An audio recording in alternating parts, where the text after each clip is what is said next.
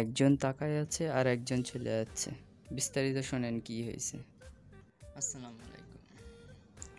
আচ্ছা, একেক সময় আপনারা দেখেন আমার পাশে বাঘ আছে, সিংহ আছে বা বিভিন্ন যেসব দেখেন পশু পাখি, আসলে এগুলা হচ্ছে মানে বাস্তব না। আসলে একটা আমার সিম্পল ধরেন ছবি থেকে এগুলো আরকি তৈরি করা। ঠিক আছে?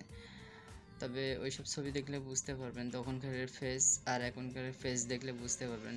ওইটা হচ্ছে 2013-14 সালের ছবি থেকে আরকি আমি ওইগুলা বাঘ বা সিংহ আমার পাশে দাঁড় করাই। ঠিক আছে? তো আপনারা যদি এভাবে যদি বসাইতে চান বা করতে চান তাহলে আপনারা কমেন্ট করেন। আমি এ বিষয় নিয়ে অবশ্যই আপনাদের শিখাবো।